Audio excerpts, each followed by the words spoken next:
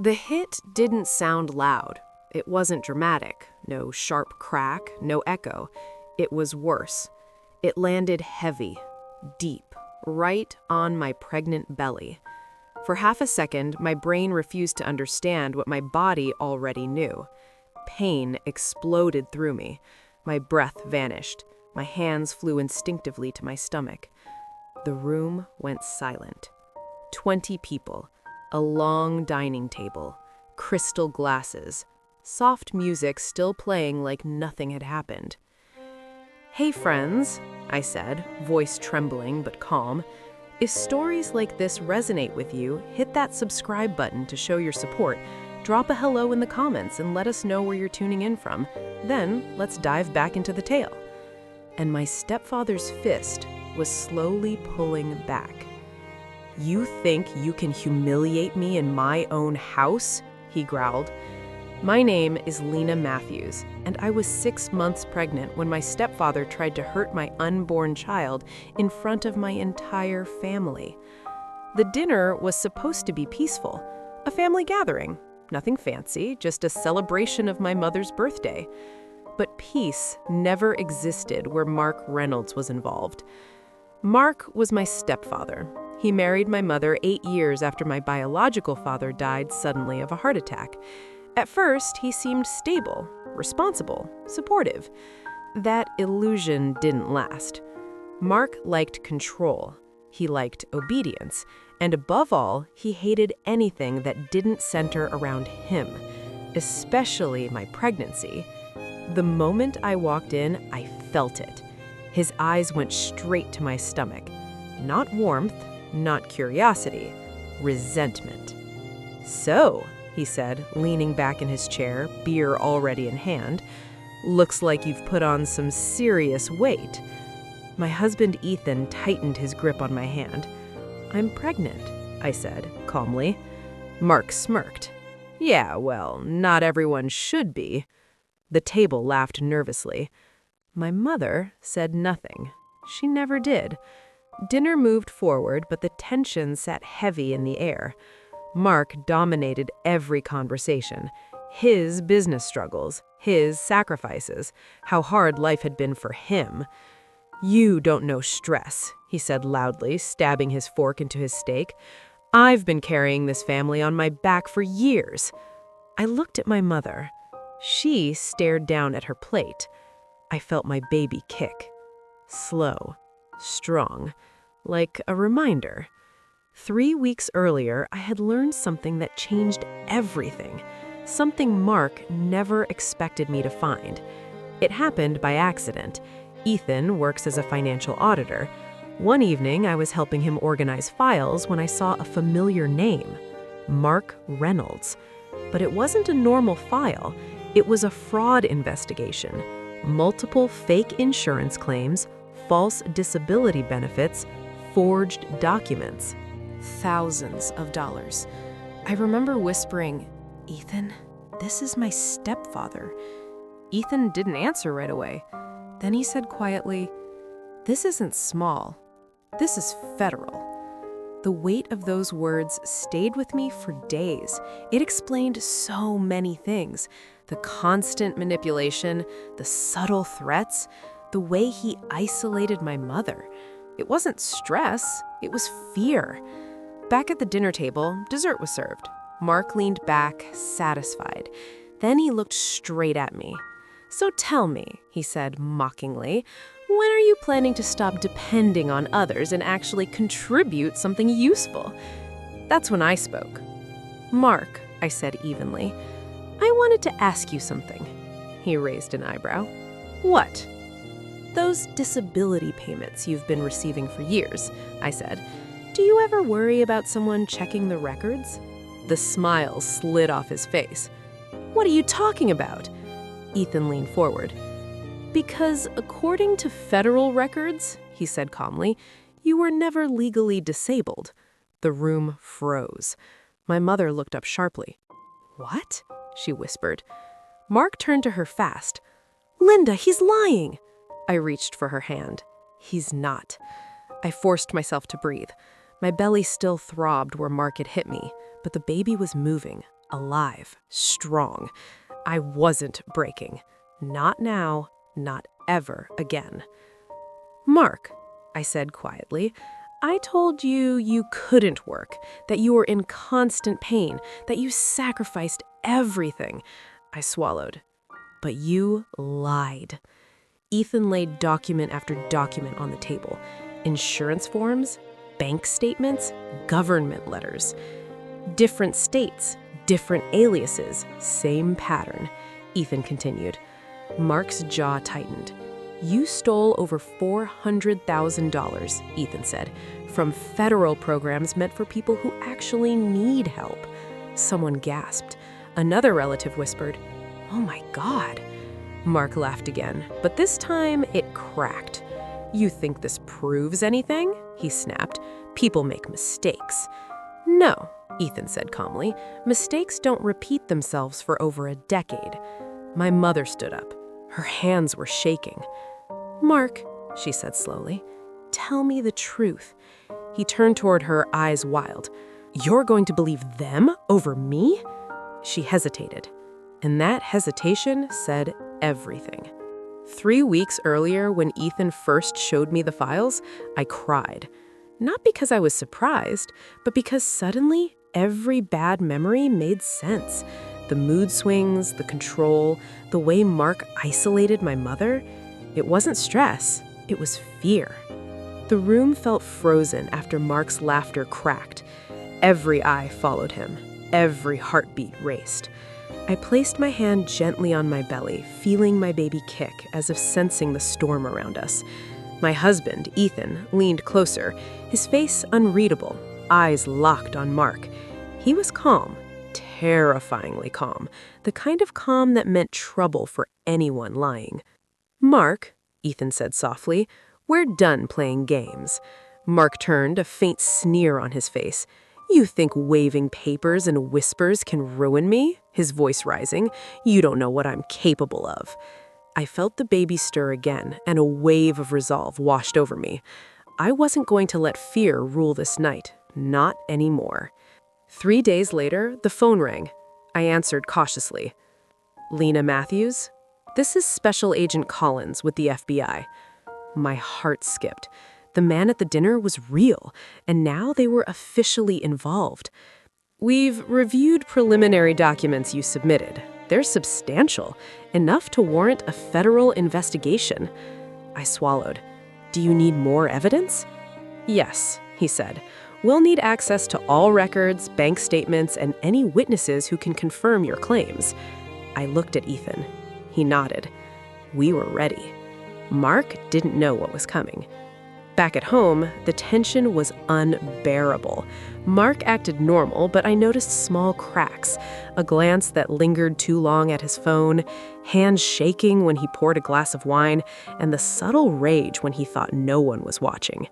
He started calling my mother constantly, complaining about family betrayal. She listened quietly, but didn't defend him anymore. The hesitation in her voice was a small victory. I began keeping a journal. Not just about the fraud, but the emotional manipulation, the control, the fear. I wrote about the first time he tried to isolate my mother from her friends, the subtle threats he made to my life, the way he tried to make me feel small, and the constant belittling. Every line I wrote, every memory I recalled, fueled me. I had to do this for my child, for my mother, and for myself. Ethan's work as a financial auditor became crucial. He called me one afternoon, voice tight with tension. "Lena, I've traced some of his accounts. Offshore transfers, shell companies. He's been moving funds to cover his lies for years."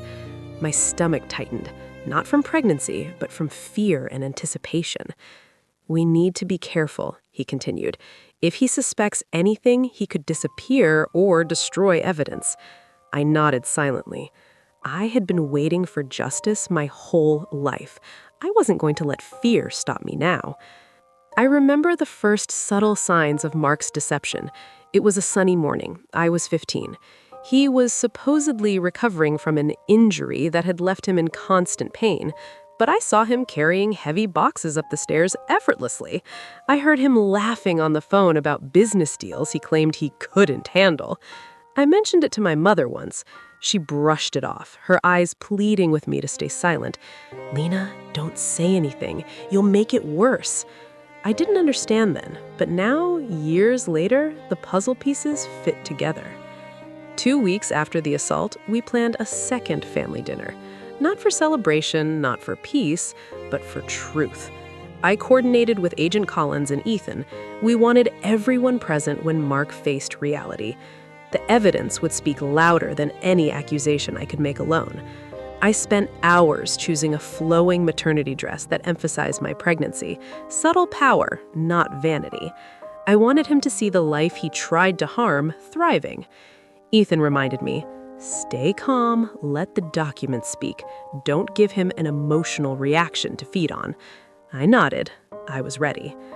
The dining room glowed with warm chandeliers. Soft music played, the scent of roasted chicken and baked potatoes filled the air.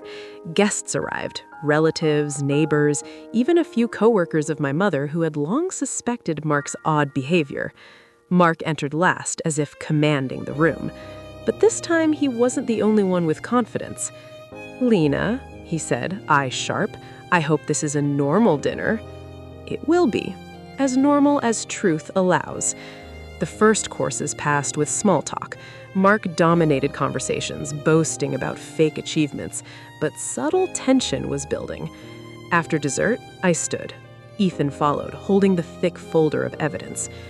"Everyone," I said steadily, "I want to share something important." Mark smirked. "I'm listening," he said mockingly.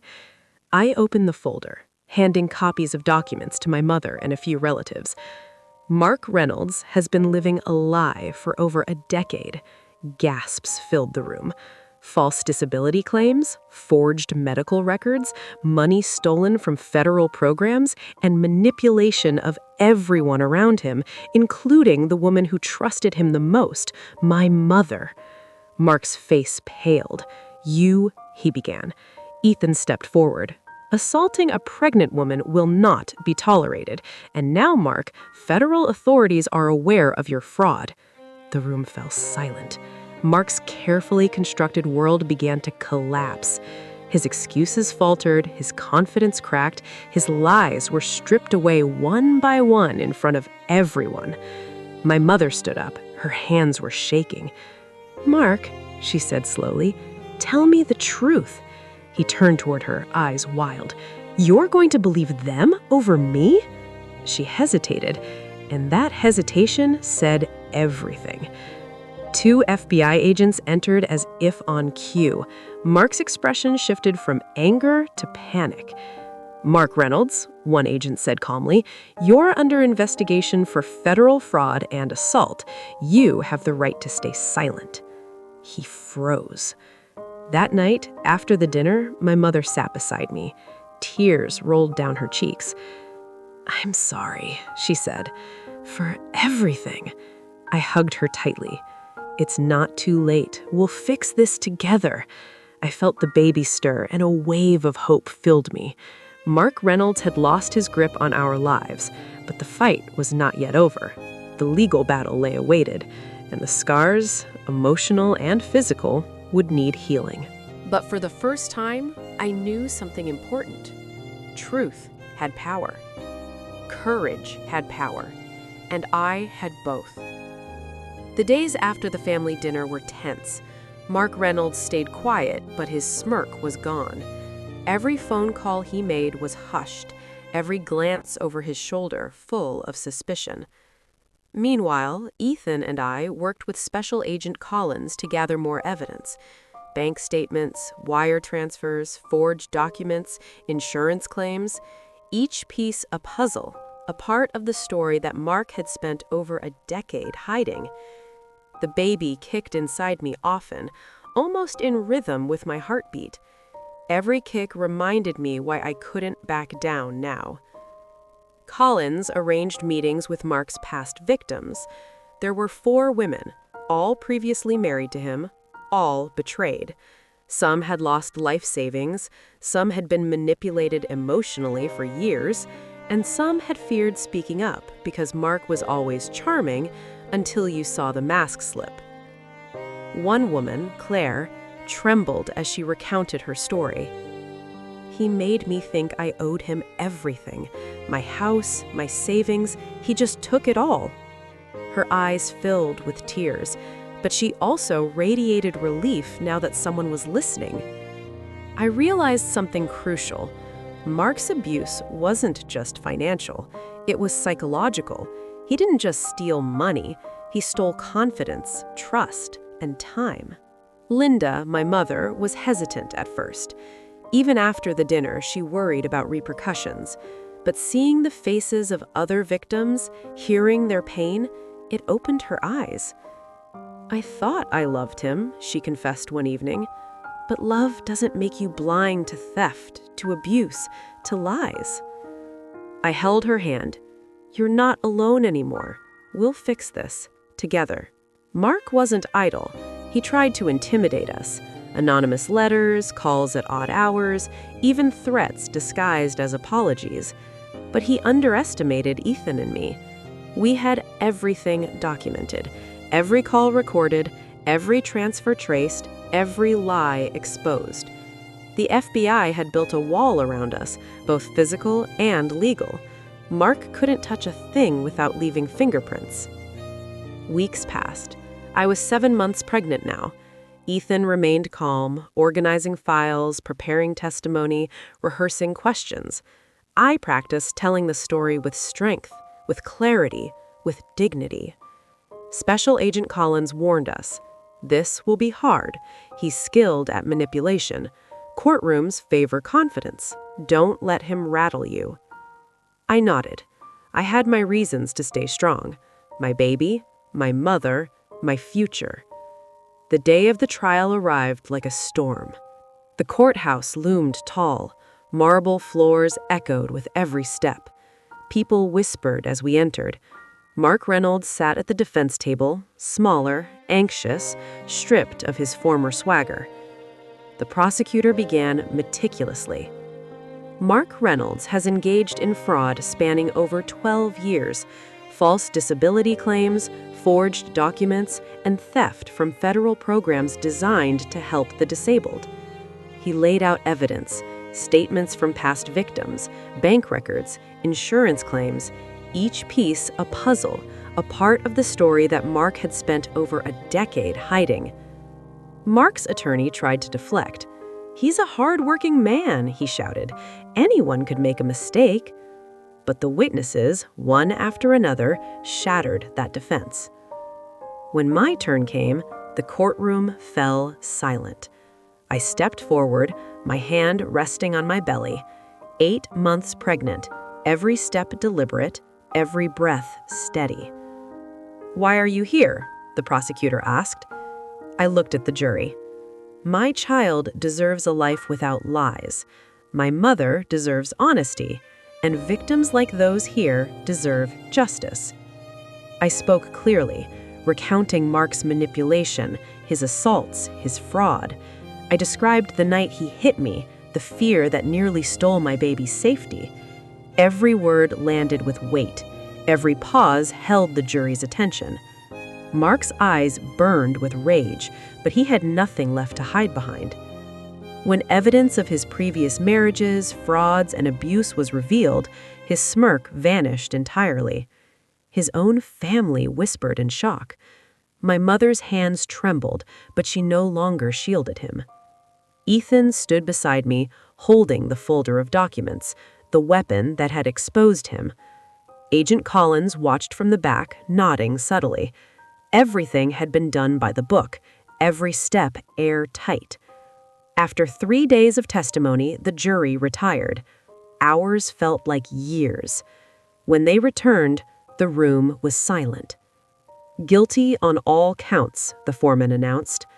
The courtroom erupted, some in relief, some in disbelief. Mark collapsed into his chair, tears mixed with rage. No one comforted him. The judge sentenced Mark to 12 years in federal prison, restitution ordered for every victim, no parole for the assault. My mother wept, not from grief, but from relief. I held her hand as the weight of years lifted. Ethan squeezed my shoulder. We had done it. 3 weeks later, my daughter was born.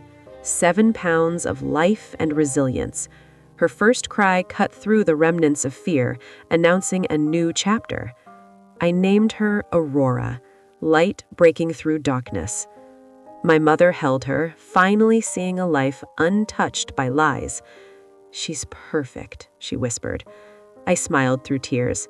"She's safe." Mark Reynolds could no longer control us. The cycle had ended. Life didn't magically heal overnight. There were therapy sessions, rebuilding trust, and constant reminders of what we'd endured. But with every day, the light grew. I promised Aurora, "You will never learn fear from us. Only strength, only courage. You will grow knowing truth matters, justice matters, and lies will never define you." The cycle had ended. We were free.